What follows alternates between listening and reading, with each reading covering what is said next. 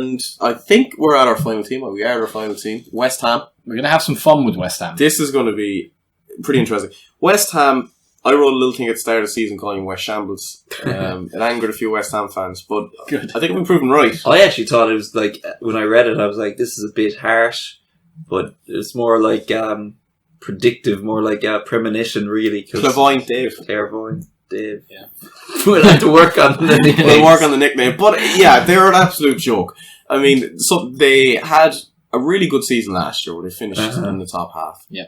They got a brand new stadium for nothing, basically. Yeah, for nothing. They didn't buy any good players. I don't know. I think they did. Okay. Who do they... Well, like, Who's based on reputation. No, they haven't played well. Yeah. But when they bought them, They I was were like, going on good reputation, signings. yeah. Even Torre and Faguli, Yeah. I was like, oh, good players. But, I mean, I think they failed to build around their best player, Poye, which I think when you have a world beater like Poye, you have to build around them. He shouldn't be there anymore. He shouldn't be there anymore. You have to build around them and build a solid team around them. Yeah, and they haven't done that. They failed him. I mean, some of the managers that have been sacked this season. How's Bilic not been sacked? It's amazing. It's true. And how are they mathematically not in the relegation zone? To summarise this whole podcast, how the hell are some teams in the top 7 and how the hell are some teams not in the bottom 4? It's mental. It just shows how rubbish this year has actually been in total. I've given West Ham a D minus. They'd be an F if they're in the relegation zone. They're barely getting away with it. I gave them an E. Okay. Along with like Swansea and Sunderland. Just quite poor. He's not a real grade, though. It is. E for effort.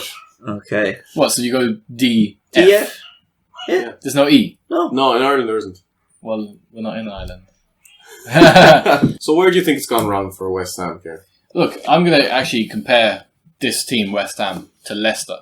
Okay, that's interesting. Okay, reason why is, remember I said that the Christmas before, rock bottom, then they were champions, then they were rock bottom. This West Ham team are a flash in the pan. The season before they got into Europe was bottom half. Bit of a struggle. They're struggling again. Let's not overshadow the fact that they're just a crap team that did well last year. You know?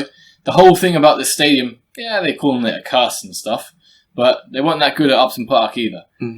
They just clicked last year. Bilic found a formula that actually worked last year, and the players that were there last year, it just happened. Are the fans saying the stadium's cursed? Are they unhappy with the stadium? It's more, yeah. It's more of a media thing, let's be honest. It's more of a media thing. It's like, not actually... They better get used to it, because they're not going back. No, they're not. No one is that price, but... Even if you look at West Ham, the teams they've beaten, they've only beaten Burnley, Hull, Swansea, Sunderland, Palace. I mean, they've only beaten some of the really bad teams. They've beaten the worst teams, and they've lost or drawn to everyone else. What is Bilic playing at then? Man, it's not him doing it. But putting in bids for Snodgrass for $3 million. $5 million for the he doesn't change anything. He's not good enough to change anything. No. But even, it's insulting to bid that much money. It's embarrassing for West Ham to bid that much money. What do you think you're going to get him for $3 million? And they're your rivals to go down as well. It'd be fair enough. It'd be different if they were like mid-table, and like you might try and get a player from a weaker team. But what makes you think that a team that are vying with you not to get relegated are going to sell their best player to you? It's the board, I think. Also, your man's son on Twitter drives me crazy. Yeah. The fact that he would tweets about the club and all, who they're going to be signing, and my dad said we're talking this player. Jesus Christ. Who is he? He's your man's son, David Gold's David Gold's son. I'm going to look him It's up. a bit cringy. Like, he is. He's trying to be like the in-the-know guy. It's like, we know you're in the know. You're the bloody chairman's If son. anything, your father's probably telling you to shut the fuck up about it. Yeah, exactly. If that was my son and I was trying to run a football club, I'd be like, shut the fuck up. I'm on Jack Sullivan's Twitter. Yeah. He has retweeted a quote from West Ham News. West Ham are set to offer £2 million plus Ashley Fletcher for Hull City star Robert Snodgrass. And then he quote retweeted it saying, not true. What's his business? He's not media for West Ham. He's not PR for West Ham. He's not sales or advertising for West Ham. What are you doing? Just like me tweeting about Palace, being like, Palace put a bid in for Messi. So it's kind of wants attention, I guess. I guess so, yeah. I don't know. Spoke to Slav. What a hero. Nicest guy. This guy tried to behave like he's from the street, bruv. But like, mate, he grew up in a mansion. You grew up in a mansion with filthy rich father, he has a video of the Faguli tackle on Phil Jones and says, "RT if you think Mike Dean needs his eyes checked." Ah, come on, this guy's a banter. But specifically, Flynn, where do you think it's gone wrong for West Ham this season? Because their defence is a shambles. They sold Tompkins to Palace when they had a pretty solid defensive partnership there. That was stupid, alright. That was pretty bad. That might be it. Really. That's where I think one of the problems is that their defence isn't good and they haven't built attacking players around Payet. But even like Faguli, Toure, and these fellas they brought in. God almighty, what disappointments. Not even disappointments, I guess, because most people didn't know who they were. Yeah. I knew who Faguli was, 'cause he's my favourite player on FIFA. But, jeez, they've been horrendous. Zaza. Yeah. It's epitomised their season. Yeah. That guy came on loan. Did he play?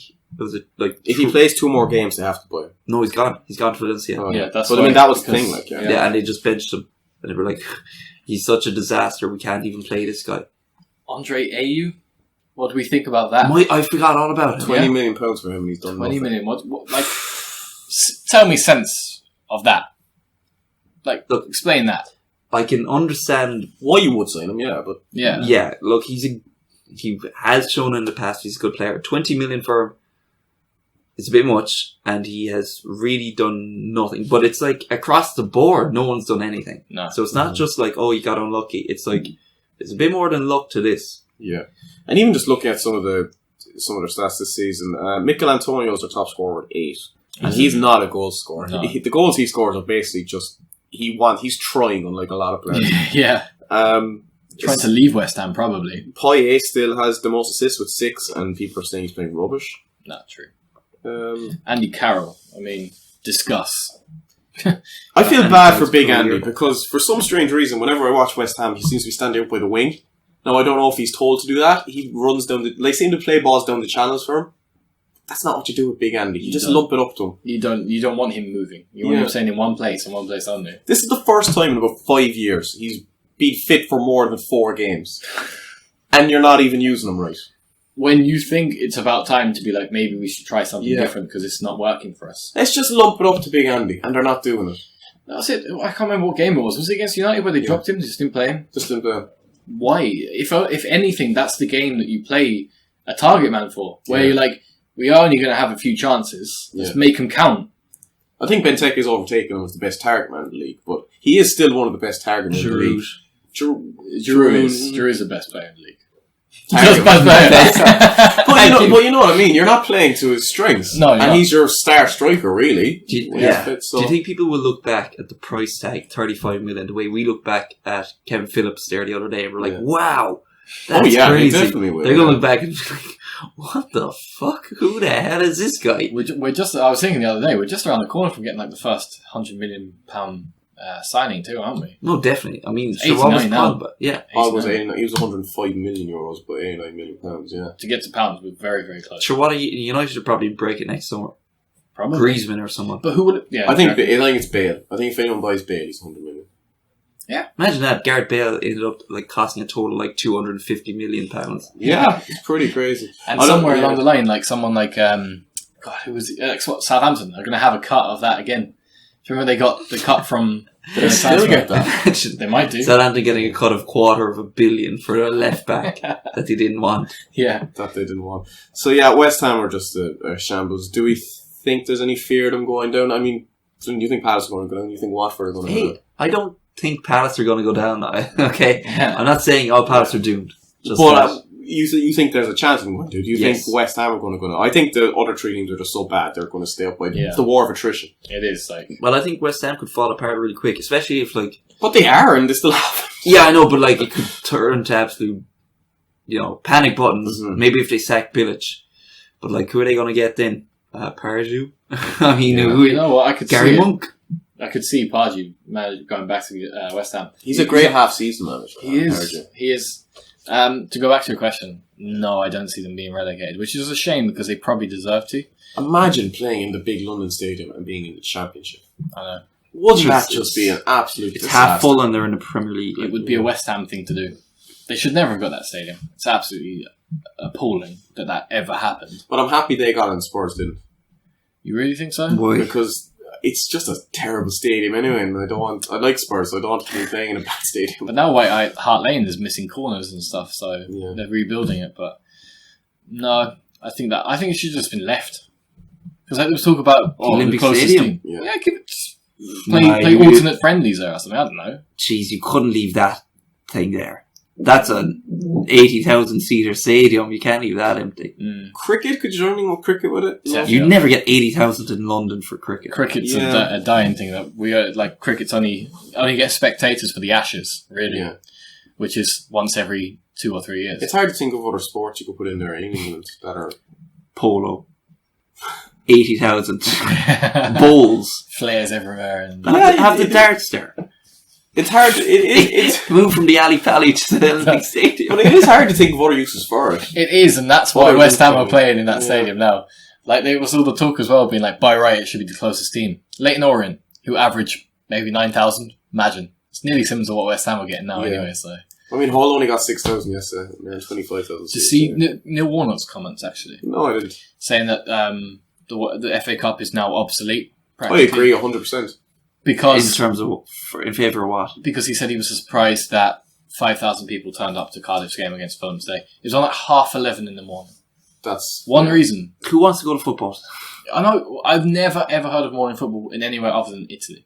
Yeah, and they do it because of the heat. I thought, but and they do like 12 o'clock kickoffs between Rangers and Celtic sometimes. Yeah, but just like, to stop Cardiff people. Fulham wasn't going to be like a big piss up. I mean, Fulham fans all came with this is FA Cup weekend, and we decided not to do anything on the FA Cup.